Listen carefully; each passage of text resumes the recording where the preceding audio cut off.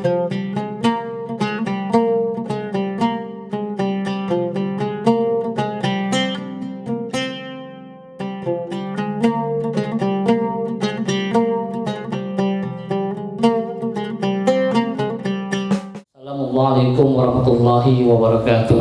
Waalaikumsalam. Alhamdulillahirabbil alamin. Nahmaduhu wa nasta'inuhu wa nastaghfiruhu wa nastahdihi wa na'udzu billahi min shururi anfusina wa min sayyiati a'malina. May yahdihillahu fala mudilla lahu wa may yudlil fala hadiya lahu. Asyhadu an la ilaha illallah wa asyhadu anna Muhammadan abduhu wa rasuluhu alladzi qad hamala an-nas minadh dhulumati ila nur wa kadzalika ila siratal mustaqim. Alhamdulillah, segala puji hanyalah milik Allah Azza wa Jalla, yang mana hari ini kita masih bisa melaksanakan aktivitas ibadah. Di samping kewajiban kita ibadah shaum Ramadan, kita juga melaksanakan ibadah salat zuhur berjamaah. Mudah-mudahan apa yang kita lakukan senantiasa Allah ridhoi dan Allah berikan keberkahan kepada kita semua, amin.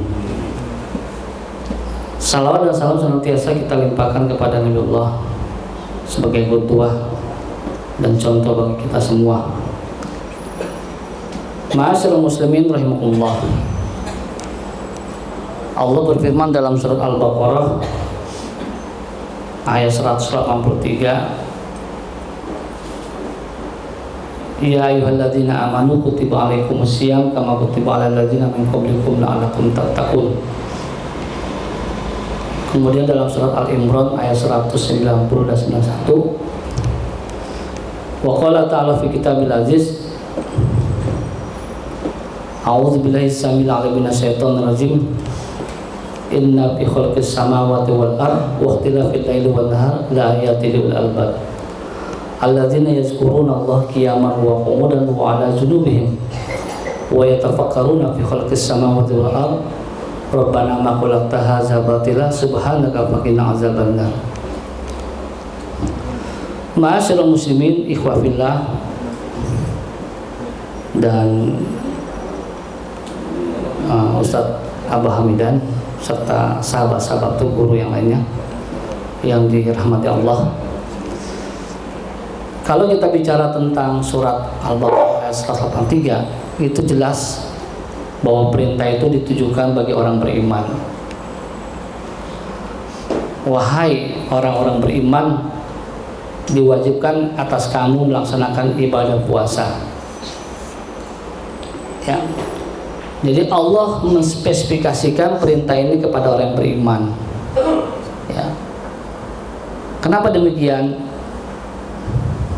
Karena orang beriman sudah paham bagaimana memahami perintah ibadah puasa dan bagaimana mengimplementasikan ibadah puasa di dalam kehidupan atau barangkali ketika dalam bulan Ramadan itu sendiri. Nah, lalu bagaimana kaitannya dengan surat Al-Imran ayat 190-191? Barangkali masih ada korelasi atau maudhu'iyah, tematik, saling berkaitan. Di dalam surat Al-Imran ayat 190-191, di situ Allah menggambarkan tentang orang yang diberikan gelar ulil albab, yaitu orang yang berakal. Jadi orang yang beriman di sini adalah orang yang bisa memahami sinyal, memahami respon atas perintah Allah, lalu beliau berusaha mengimplementasikan di dalam kehidupan sehari-hari. Dan orang beriman ini tidak bertanya-tanya, apalagi menawar-nawar. Kira-kira kalau puasa saya bakal merasakan mendapatkan kebahagiaan atau tidak. Kira-kira kalau saya berinfak Allah ngasih imbalan nggak buat saya. Bagi orang beriman itu sudah tidak ada lagi pertanyaan seperti itu. Karena ketika Allah perintahkan untuk melaksanakan perintah tersebut, maka yang ada di dalam hatinya adalah sami'na wa ata'na. Dan itu dipertegas di dalam surat Al-Baqarah ayat kedua, zalikal kitabu la raiba fihi hudal lil muttaqin. Itulah kitab, yaitu Al-Qur'an, yang di dalamnya petunjuk bagi orang-orang yang tidak pernah ragu, yaitu orang beriman. Jadi orang yang beriman itu dia memiliki sensi bagaimana dia bisa memanfaatkan, mengoptimalkan akal dalam rangka untuk meningkatkan keimanan dia kepada Allah Subhanahu wa taala. Nah, begitu pula orang yang berpuasa pun demikian. Bagaimana melaksanakan ibadah puasa bukan hanya sebatas menahan hawa lapar dan haus saja, tapi bisa mengendalikan apa-apa yang dilarang oleh Allah dan apa-apa yang bisa jadi mengandung syubhat dan diharamkan oleh Allah. Ma'asyiral muslimin rahimakumullah. Untuk mencapai itu ada 3 hal yang harus dimiliki oleh kita kalau kita mengaku dirinya beriman kepada Allah. Yang pertama adalah niat. Fa iza azamta fatawakkal 'ala Allah. Niat yang kuat, niat yang sungguh-sungguh itulah yang barangkali menjadi catatan tersendiri bagi Allah Subhanahu wa taala. Niat bukan karena seseorang, niat bukan karena atasan, niat bukan karena orang lain, tetapi dia beribadah puasa murni atas dasar perintah Allah dan mengharapkan ridho dari Allah Subhanahu wa taala, bukan mengharapkan pahala semata. Kalau mengharapkan pahala semata menjadi satu pertanyaan yang sangat besar. Kalau seandainya surga itu tidak Allah ciptakan, apakah kita masih beriman atau tidak? Jangan-jangan kita beriman kepada Allah hanya mengharapkan pahala dari surga itu sendiri. Ma'asyiral muslimin rahimakumullah. Jadi niat itu sangat penting. Niat yang ikhlas karena Allah Subhanahu wa taala. Niat dengan mentotalitaskan penghambaan diri kepada Allah, mensibgohkan dirinya kepada Allah, mewarnai dirinya di dalam kehidupan sehari-harinya yang bersumber kepada Al-Quran Sunnah, dan itu adalah bagian dari ciri khas orang-orang beriman. Itu yang pertama, niat. Setelah niat, maka yang harus dilakukan yang kedua adalah mengoptimalisasikan niat tersebut dalam sebuah implementasi, yaitu amalia. Niat sudah kita tanamkan dalam diri kita, laksanakan, eksekusi, putuskan, kerjakan. Karena iman itu tidak hanya sebatas keyakinan saja, tetapi jauh yang lebih penting adalah bagaimana mengimplementasikan nilai-nilai keimanan di dalam kehidupan kita sehari-hari. Salah satunya mengimplementasikan nilai-nilai ibadah puasa bukan hanya ketika bulan Ramadan, tapi bagaimana mengistimuloriahkan bulan Ramadan ketika di hari-hari bulan berikutnya. Itu yang terpenting. Mungkin di bulan puasa kita berlomba-lomba fastabil khairat, yang punya rezeki lebih kita berikan takjil kepada mereka yang barangkali tidak mampu. Namun ketika bulan puasa selesai, iman kita mulai kendor, seakan-akan amalia itu hanya bisa kita kerjakan di bulan puasa saja. Tidak juga. Hafalan Quran, khotam Quran, wah begitu luar biasa di bulan Ramadan. Sampai kadang-kadang satu bulan itu bisa 5 kali khotam.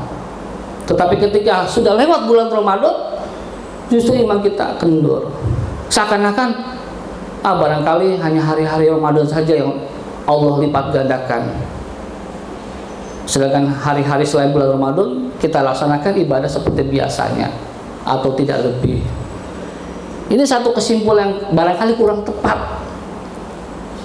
Nah, untuk itu mengejar bulan Ramadan, mengisi bulan Ramadan buat hal-hal yang positif, itu penting dan sangat baik. Tetapi jauh yang lebih baik adalah bagaimana mempertahankan eksistensi dan substansi dalam bulan Ramadan di dalam kehidupan kita, apalagi di hari-hari selain bulan Ramadan. Itu yang sangat penting. Dan tidak ada lagi hitung-hitungan di hadapan Allah. Kan apapun yang kita hitung-hitungan di hadapan Allah, kita tidak bisa mengimbangi apa yang Allah anugerahkan kepada kita. Contohnya, ya, hari ini kita diberikan oleh Allah oksigen gratis, nggak bayar. Mungkin ikhwafillah menghirup oksigen itu gratis, nggak bayar. Tetapi oksigen itu menjadi bayar manakala kita ditimpa musibah dengan penyakit kronis dan komplikasi, dan pada akhirnya dokter memutuskan untuk pasang oksigen, dan oksigen itu harus bayar. Disitulah kita akan memahami, oh ternyata kadang-kadang kita menyia-nyiakan apa yang sudah Allah anugerahkan kepada kita, apalagi menghitung-hitung karunia Allah. Yang terakhir adalah keyakinan. Apa itu keyakinannya? Orang beriman yakin apapun yang dia kerjakan pasti Allah akan balas. Apa yang kita sedekahkan pasti akan Allah balas dengan berlipat-lipat ganda, apalagi di bulan Ramadan. Nah, namun jangan ada di otak mindset kita rezeki itu hanya uang. Rezeki itu bisa sehat. Ada seseorang punya rezeki lebih, dia sholat zuhur di sini, dia masukkan ke tromol 10.000, lalu dia pergi mengendarai motor, tiba-tiba di tengah jalan dia hampir ketabrak, tapi dia selamat. Selamatnya dia itu bisa jadi karena dia telah memberikan kebaikan baik kepada dirinya, kepada Allah melalui infak kotak tromol. Itu rezeki keselamatan. Ada lagi seseorang memberikan infak kepada orang lain yang lebih, tapi di satu sisi dia barangkali tidak mendapatkan rezeki dalam bentuk uang, tapi dia diberikan rezeki oleh Allah dalam bentuk anak yang soleh. Tidak sedikit gambaran-gambaran yang ada di dunia ini. Seorang tukang bubur,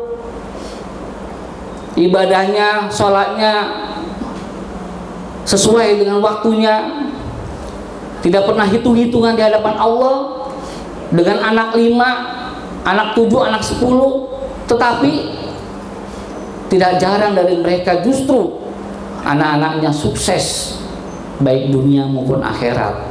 Dan itu adalah bagian dari keyakinan dia atas implementasi perintah Allah. Oleh karena itu ma'asyiral muslimin rahimakumullah, jadikanlah Ramadan ini sebagai momentum yang sangat indah, momentum untuk berbagi kebahagiaan kepada orang lain, walaupun barangkali dengan seteguk air atau dengan tersenyum. At-tasabbuh was-shadaqah. Tersenyum itu adalah sedekah. Jangan ketika teman kita datang yang ada di otak kita, jangan-jangan pinjam duit, jangan-jangan nusain saya. Innalillahi. Justru kita sambut, karena bisa jadi ketika kawan kerabat kita datang mensilaturahim kita, bisa jadi itu adalah cara Allah membuka rezeki kita. Jadi kalau rezeki kita tergantung, Allah hanya kucurkan sedikit, bukan karena Allah yang tidak adil, tetapi barangkali kita tidak bisa memahami respon atau sinyal yang Allah berikan kepada kita, karena kita masih menghitung-hitung amal kepada Allah Subhanahu wa Ta'ala. Betapa banyak anugerah yang Allah berikan kepada kita, namun kadang-kadang kita tidak menyadarinya. Maka dari itu ma'asyiral muslimin, ini adalah momentum yang paling luar biasa di bulan Ramadan ini. Apalagi sebentar lagi kita masuk fase 10 hari terakhir bulan Ramadan, tinggal beberapa hari ini. Manfaatkan momentum dari sisa bulan Ramadan ini dengan sebaik-baiknya, dan jangan kita merasa rugi atas apa yang sudah kita berikan kepada Allah. Karena sesungguhnya kadang-kadang cara Allah menguji manusia itu tidak bisa kita prediksi. Hari ini kita tidak makan, bisa jadi besok kita makan. Hari ini kita hanya dapat lembaran 10.000, tapi dengan sedekah bisa jadi besoknya kita mendapatkan limpahan rahmat.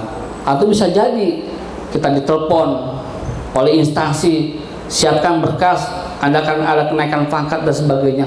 Itu adalah anugerah yang Allah berikan kepada kita. Maka dari itu masyarakat muslimin, marilah kita manfaatkan momentum itu dengan sebaik-baiknya sambil fastabiqul khairat, sungguh sesuai dengan kemampuan kita. Karena Allah tidak pernah menguatkan suatu kaum kecuali sesuai dengan kemampuan kita. Tapi dengan catatan, mentang-mentang kita kemampuan seperti ini, lalu kita tidak berusaha untuk bangkit. Karena apa? Muslim yang kuat adalah muslim senang-senang bangkit untuk menjadi orang yang lebih baik. Dan bisnis kehormatan yang paling mulia di bulan Ramadan adalah memberikan manfaat bagi orang lain. Khairun nasi anfa'uhum linnas. Sebaik-baik manusia adalah yang memberikan manfaat bagi orang lain. Demikianlah tausiah singkat ini, mudah-mudahan manfaatnya. Khairul kalam, akhirul kalam. Assalamualaikum warahmatullahi wabarakatuh.